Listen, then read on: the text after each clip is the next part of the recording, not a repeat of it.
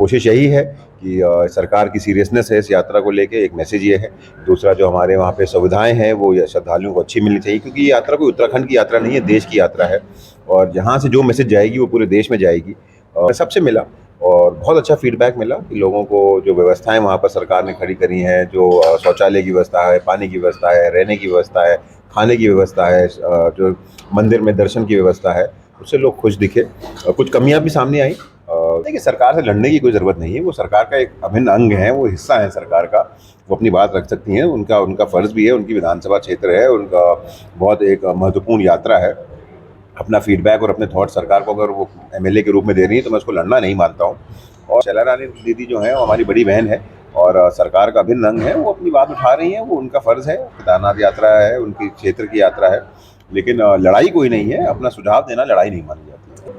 क्या बेहतर और किया जा सकता है? काफ़ी काम किया जा सकता है। घोड़े खच्चरों को और सुविधा देने के लिए, घोड़े खच्चर मालिकों को सुविधा देने के लिए लगातार हमारी सरकार कटिबद्ध है।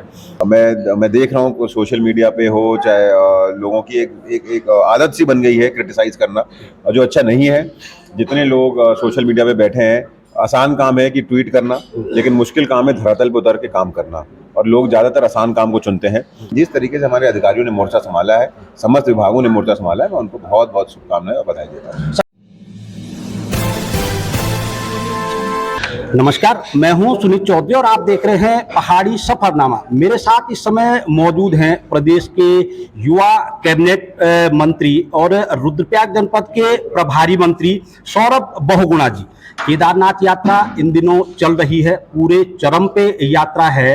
अगर मैं 45 दिनों की बात करूं तो ऐतिहासिक रूप से तकरीबन 8.5 लाख तीर्थयात्रियों ने बाबा केदार के दर्शन कर लिए हैं। ऐसे में प्रभारी मंत्री बहुगुणा जी ने दौरा किया है, केदारनाथ यात्रा को जाना है कि किस तरीके से यात्रा संचालित हो रही है, क्या उसमें इम्प्रूवमेंट की आवश्यकता है। मैं उनसे बातचीत करूंगा और नाश्ता इस समय चल रहा है, मैं उनसे नाश्ते पे बातचीत करूंगा। मंत्री जी, सुबह सुबह का समय है, नाश्ता चल रहा है, डिस्टर्ब तो नहीं किया? नहीं, कोई डिस्टर्ब नहीं है। वो तो सारे आज हमने एक प्रेस वाले सारे हमारे जितने बंधु थे सबको बुलाया था, सबके साथ बैठ के एक चर्चा भी करनी थी, थोड़ा फीडबैक भी लेना था, और उसी परिप्रेक्ष्य में आज यहाँ पर बैठे हुए हैं। यात्रा अगर हम कहें तो जो पुराने रिकॉर्ड हैं, सारे के सारे रिकॉर्ड ध्वस्त ही मैं कहूँगा। ऐतिहासिक यात्रा इस समय चल रही है, आपने भी दौरा किया था। पहले तो ये बताइए किस तरीके से यात्रा चल रही है, आपने क्या महसूस किया है? देखिए, मैं सबसे पहले जितने भी श्रद्धालु हमारे स्टेट में आ रहे हैं, मैं उनका स्वागत करता हूँ, उनका अभिनंदन करता हूँ कि केदारनाथ जी की यात्रा को इसका रिकॉर्ड 8.5 लाख, जैसे आपने बोला, लोग 45 दिन के अंदर आज यहाँ पर आए हैं। पहले हमारा दिन का एवरेज 13-14 हज़ार लोगों का होता था, आज 25 हज़ार तक हम उस एवरेज पे पहुँच गए हैं। ये दिखाता है कि लोगों की आस्था और लोगों की कितना प्यार बाबा केदार से है। मैं इसका बहुत बड़ा श्रेय अगर किसी को जाता है तो माननीय प्रधानमंत्री नरेंद्र मोदी जी को जाता है। जिस तरीके से उन्होंने केदारनाथ यात्रा जी को, केदारनाथ धाम को सुधारने का, जिस तरह उभारने का और पूरे विश्व में उनको ख्याति दिलाने का काम किया, उसके लिए मैं माननीय प्रधानमंत्री जी का बहुत बहुत धन्यवाद करता हूँ। और कल मैं खुद गया था वहाँ पर। मैं पिछले साल भी गौरीकुंड से घोड़ा पड़ाव तक मैंने पैदल यात्रा करके वहाँ पे पूरी जायज़ा लिया था। कल हम लोग जंगल चट्टी तक गए। कोशिश यही है कि सरकार की सीरियसनेस है इस यात्रा को लेके, एक मैसेज ये है। दूसरा, जो हमारे वहाँ पे सुविधाएं हैं वो श्रद्धालुओं को अच्छी मिलनी चाहिए, क्योंकि ये यात्रा कोई उत्तराखंड की यात्रा नहीं है, देश की यात्रा है। और जहाँ से जो मैसेज जाएगी वो पूरे देश में जाएगी। कल मैं जब वहाँ पर गया तो मुझे अच्छा लगा। मैं गुजरात के हमारे श्रद्धालु आए थे, मध्य प्रदेश से आए थे, यूपी से आए थे, कर्नाटक से आए थे, मैं सबसे मिला और बहुत अच्छा फीडबैक मिला कि लोगों को जो व्यवस्थाएं वहाँ पर सरकार ने खड़ी करी हैं, जो शौचालय की व्यवस्था है, पानी की व्यवस्था है, रहने की व्यवस्था है, खाने की व्यवस्था है, जो मंदिर में दर्शन की व्यवस्था है, उससे लोग खुश दिखे। कुछ कमियां भी सामने आई, चाहे वो घोड़े खच्चरों के लिए, जो जब उनसे बात करी मालिकों से, तो जो पानी की चिरई हैं उसमें लोग अपने जूते धो दे रहे थे, तो कीचड़ बहुत हो रही थी, गर्म पानी की थोड़ी सी वहाँ पे प्रॉब्लम आ रही है। तो ये सारी चीज़ों का जायज़ा आपको तभी मिल पाएगा जब आप धरातल पर उतरेंगे, जब आप लोगों के बीच रहेंगे। और सरकार जो भी पॉलिसी बनाती है, जो भी काम करती है, वो यहाँ के लोगों के लिए ही करती है। तो जब आप उनके बीच में रहेंगे और समस्याएं सुनेंगे तो पॉलिसी बनाने में भी आसान होगा। ये एक बड़ी बात मंत्री जी ने यहाँ पे कही है, क्योंकि केदारनाथ पैदल यात्रा का अनुभव आप तभी कर सकते हैं जब उस पैदल मार्ग पे आप चलेंगे। सर, क्योंकि आम जो तीर्थ यात्री है, केदारनाथ यात्रा को ही पैदल यात्रा कहा जाता है, भले आज तमाम संसाधन वहाँ पे हो चुके हैं। किस तरीके का अनुभव रहा, अगर मैं आपसे व्यक्तिगत तौर पे पूछूं तो क्या कुछ ऐसी व्यवस्थाएं हैं जो कि अभी होनी चाहिए, इम्प्रूवमेंट होना चाहिए, जो हम अभी तक नहीं कर पाए? नहीं, देखिए, दो चीज़ों पे थोड़ी सी समस्या दिखी है। सबसे पहले कि बीच बीच में जो हमारे ट्रैवल जो यात्रा रूट है उस पर घोड़े खच्चर खड़े हो जा रहे हैं, तो लोगों को चलने की जगह कम हो रही है। तो मैंने डीएम से कल ही बोला है कि इस बरसात में ही जो हमने घोड़ा पड़ाव पे शेड बनाया है उसको हम डबल स्टोरी करने जा रहे हैं। हम उसका काम इस बरसात में शुरू करेंगे ताकि और घोड़ों को हम वहाँ पे एडजस्ट कर सकें, ताकि रूट थोड़ा सा क्लियर हो। दूसरा, जब हम रात में हमको सामान भेजना पड़ रहा है, केदारनाथ जी जो काम चल रहे हैं उसके सामान जब जाता है, जो ट्रैक्टर जा रहे हैं वो कहीं ना कहीं रूट को थोड़ा सा ख़राब कर दे रहे हैं। जो वहाँ पे गड्ढे ज़्यादा हो जा रहे हैं, पत्थर बाहर आ जा रहे हैं, जिससे कि घोड़ों को भी समस्या है, श्रद्धालुओं को भी समस्या है। काफ़ी बार शिकायत आई है कि घोड़े स्लिप कर रहे हैं और उससे श्रद्धालुओं को भी चोट लग रही है। तो मैंने कल अधिकारियों को स्ट्रिक्ट निर्देश दिए हैं कि ड्यूरिंग दिन में तो हम वो काम नहीं कर पाएंगे क्योंकि बहुत भीड़ है, लेकिन जब रात का समय हो तो जितने भी ऐसे गड्ढे हो रहे हैं, बड़े बड़े गड्ढे हैं, उनका रिपेयर किया जाए और बारिश में हम जो है उसको डबल स्टोरी करने का काम करेंगे। सर, अगर मैं बात करूं केदारनाथ विधायक शैला रानी रावत जी की, वो लगातार लगी हुई हैं कि व्यवस्थाएं बहाल हों, उसके लिए वो सरकार से भी लड़ रही हैं, प्रशासन से भी लड़ रही हैं। उनकी जो मांगे हैं, आप कितना इत्तेफाक रखते हैं उन मांगों से? देखिए, सरकार से लड़ने की कोई ज़रूरत नहीं है, वो सरकार का एक अभिन्न अंग है, वो हिस्सा है सरकार का, वो अपनी बात रख सकती हैं। उनका फ़र्ज़ भी है, उनकी विधानसभा क्षेत्र है, उनका बहुत एक महत्वपूर्ण यात्रा है। अपना फीडबैक और अपने थॉट सरकार को अगर वो एमएलए के रूप में दे रही है तो मैं उसको लड़ना नहीं मानता हूँ। और जो उन्होंने बात कही है, मैंने आपको पहले ही बोला कि सरकार की गंभीरता यात्रा को लेके आप देख सकते हैं कि एक कैबिनेट मंत्री के रूप में, प्रभारी मंत्री के रूप में मैं कल खुद ट्रैक करके आया हूँ। मैं पिछले साल भी आया था और बहुत व्यवस्थाएं सुधरी हैं। देखिए, ये कहना कि व्यवस्था नहीं सुधरी हैं और व्यवस्थाएं खराब हैं, ये कहीं ना कहीं मुझे उसको ठीक नहीं लगता, क्योंकि कल मैं खुद जब पर्सनली ट्रैक पे होके आया हूँ, लोगों से मिल के आया हूँ, लोगों का फीडबैक लिया है, तो लोग उस यात्रा से खुश हैं। और एक अनप्रेसिडेंटेड यात्रा है। देखिए, पहले हम यहाँ पे 13,000 लोगों को केटर करते थे, आज 25,000 लोगों को केटर कर रहे हैं। जगह सीमित है, संसाधन सीमित है, उसके बाद भी हम पूरी कोशिश कर रहे हैं कि लोगों को सुविधाएं दी जाएं, लोगों को कहीं ना कहीं परेशानी ना हो। तो मैं शैला रानी दीदी जो है वो हमारी बड़ी बहन है और सरकार का अभिन्न अंग है, वो अपनी बात उठा रही हैं, वो उनका फ़र्ज़ है। केदारनाथ यात्रा है, उनकी क्षेत्र की यात्रा है, लेकिन लड़ाई कोई नहीं है। अपना सुझाव देना लड़ाई नहीं मानी जाती। सौरभ जी, अगर हम देखें तो सरकार केबल कार की व्यवस्था केदारनाथ के लिए करने जा रही है, बाईपास की व्यवस्था वहाँ सोनप्रयाग में होने जा रही है, तमाम व्यवस्थाएं सरकार जुटा रही है। हालांकि समय लगेगा, बावजूद उसके अनकंट्रोल्ड वहाँ पे ट्रैफिक हो जाता है। रास्ता हमारे पास एक ही है, उसी के द्वारा घोड़ा खच्चर भी चलना है, पैदल भी चलना है, जो आवश्यक आपूर्ति की सामग्रियां हैं वो भी चलनी है। अगर फौरी तौर पे हम देखें इसको लेके, क्या कुछ और नई ऐसी व्यवस्थाएं हैं जो सरकार प्रस्तावित कर रही है? नहीं, देखिए, सबसे पहले तो मैं माननीय मोदी जी का फिर से धन्यवाद दूंगा, क्योंकि जिस तरीके से चार धाम को कनेक्ट किया गया है 4 लेन से, जिस तरीके से रोडों का नेटवर्क बिछाया गया है उत्तराखंड में, उससे श्रद्धालुओं को बहुत आराम मिला है।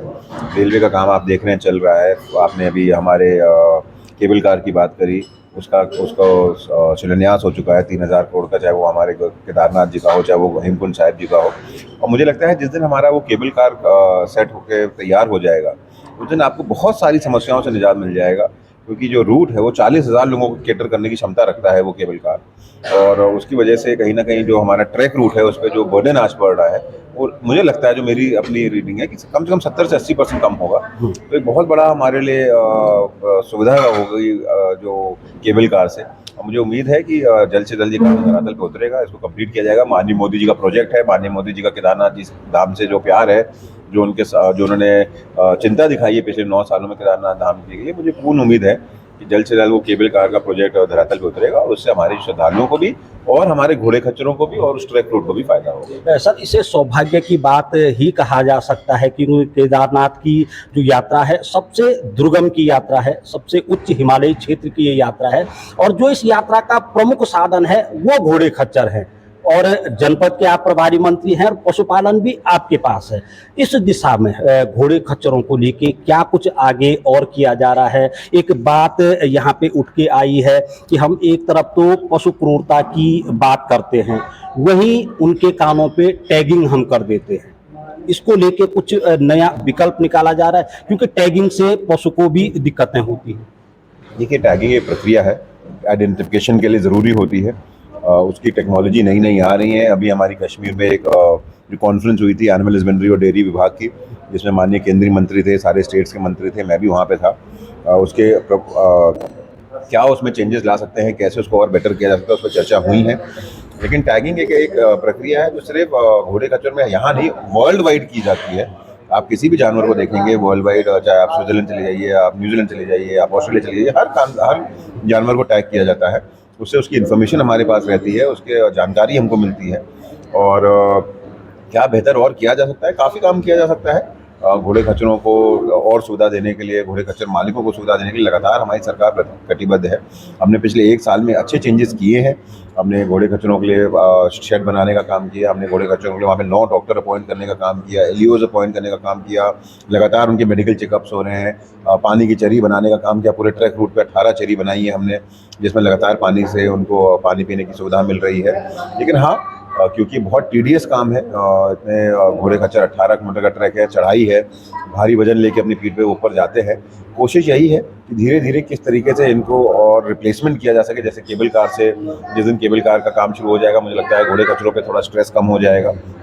और सुविधा देने की जहाँ तक बात है, मैंने आपको बताया कि हम दूसरा एक शेड बनाने जा रहे हैं ताकि और घोड़े खच्चर उसमें रह सकें। बारिश में, गर्मी में, धूप में वो बाहर खड़े रहते हैं, उनको लेटने की जगह नहीं है, उनको आराम करने की जगह नहीं है।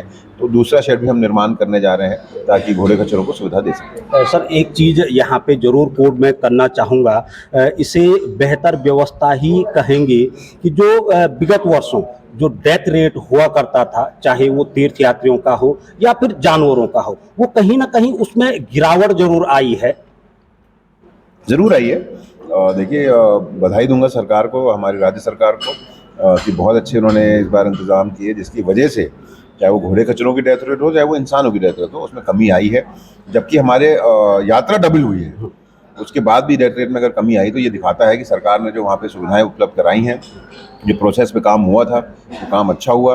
पिछली बार इसी समय तक लगभग 185 घोड़ों की डेथ हुई थी, इस बार सिर्फ 70 घोड़ों की डेथ हुई है। तो आप सोच सकते हैं 115 घोड़े कम इस बार डेथ हुई है, और श्रद्धालुओं की बहुत कम डेथ हुई है।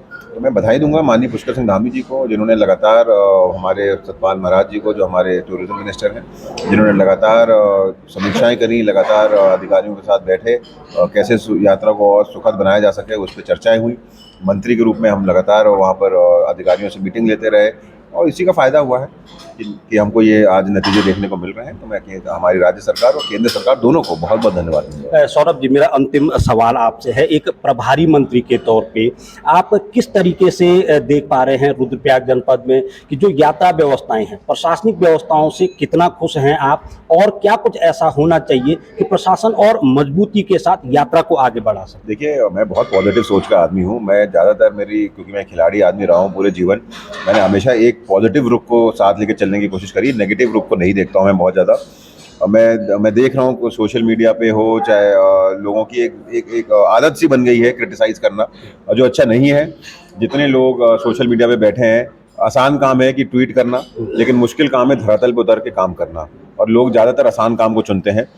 जिस तरीके से अधिकारियों ने पिछले 45 दिन में सुबह शाम रात दिन वहाँ पर काम किया है, ख़राब मौसम में होने के बावजूद, आपने देखा कितना ख़राब मौसम रहा गौरीकुंड में, कितना ख़राब मौसम रहा लिंचोली में, कितना ख़राब मौसम रहा हमारे केदारनाथ जी धाम में। उसके बाद भी पुलिस के प्रशासन हो, चाहे एनडीआरएफ के जवान हो, चाहे एसडीआरएफ के जवान हो, चाहे रेवेन्यू की टीम हो, चाहे हमारे एनिमल हस्बेंड्री के डॉक्टर्स हों, लगातार उन्होंने मोर्चा संभाल के रखा, और जिसका नतीजा आज हमको देखने को मिल रहा है कि डेथ रेट्स कम है, चाहे वो इंसान हो चाहे वो पशु हों। तो मैं सिर्फ इतना ही कहूँगा, मैं बधाई दूंगा सारे प्रशासन को, प्रभारी मंत्री के रूप में भी और प्रदेश के मंत्री के रूप में भी, कि सारे डिपार्टमेंट्स के अधिकारियों को, सारे हमारे जितने भी लोग वहाँ पर अपना योगदान दे रहे हैं, सबको बधाई दूंगा। बेहतर ज़रूर करना है, और कैसे उसमें चेंजेस ला सकते हैं और कैसे मेहनत करके उसको ठीक कर सकते हैं, ये तो देखिए एक प्रोसेस है जो चलता रहेगा। लाइफ में आदमी हर चीज़ जो काम करता है वो अगले दिन उस काम को बेहतर करने के लिए कोशिश करता है, वो हमारी प्रक्रिया है, वो चलती रहेगी। लेकिन जिस तरीके से हमारे अधिकारियों ने मोर्चा संभाला है, समस्त विभागों ने मोर्चा संभाला है, मैं उनको बहुत बहुत शुभकामनाएं और बधाई देता हूँ। सर, सवाल तो कई हैं, आपके साथ वार्ता करने में काफी अच्छा भी लग रहा है, क्योंकि हर बात को बेबाकी के साथ सौरभ जी कह रहे हैं। मेरा सर अंतिम सवाल अब रहेगा, क्योंकि आने वाले दिनों में मॉनसून काल आने वाला है, उच्च हिमालयी क्षेत्र वो है, एक जटिलता आ जाती है सरकार के सामने भी और प्रशासन के सामने भी। क्या कुछ स्ट्रेटजी रहेगी कि जिस तरीके से यात्रा संचालित हो रही है, मॉनसून काल में भी उसी स्मूथली तरीके से यात्रा चले? ये देखिए, प्रोसेस सेम रहेगा। जो हमने सुविधाएं, जो हमने प्रोसेस बनाए हैं वो चेंज नहीं होगा। हमारे अधिकारियों को सब पता है, ये सब एक्सपीरियंस अधिकारी हैं, लगातार काम कर रहे हैं केदारनाथ यात्रा जी में। जो हमारे डीएम हैं, एसएसपी हैं, सब लगातार समीक्षा बैठकें ले रहे हैं। तो बहुत ज़्यादा प्रोसेस में चेंज नहीं होगा, हाँ, लेकिन थोड़ी सावधानी एक्स्ट्रा बरतनी पड़ेगी, क्योंकि लैंडस्लाइड्स होने का डर होता है, स्लिप होने का डर होता है। तो हम ज़रूर उस पर, कल भी मेरे अधिकारियों की जो बैठक हुई थी उसमें हमने डीएम से मैंने बोला है, एसएसपी और डीएम को, कि अगर एक्स्ट्रा टीम्स डिप्यूट करनी पड़े आपको, तो आप एक्स्ट्रा टीम्स डिप्यूट करिए। जगह जगह पे साइनेज लगाइए, जहाँ पे स्लिप करने का डर है या जोन ऐसे हैं जहाँ पे लैंडस्लाइड हो सकती है, उनको आइडेंटिफाई करके वहाँ पे बोर्ड लगाने का काम करिए। तो मुझे पूर्ण उम्मीद है कि बारिश के टाइम पे भी, क्योंकि यात्रा थोड़ा स्लो हो जाती है, तो हमको मैनेज करना भी आसान हो जाता है। तो कहीं ना कहीं मुझे पूर्ण उम्मीद है कि इस वर्षा काल में भी हम लोग उसको अच्छे तरीके से मैनेज कर लेंगे।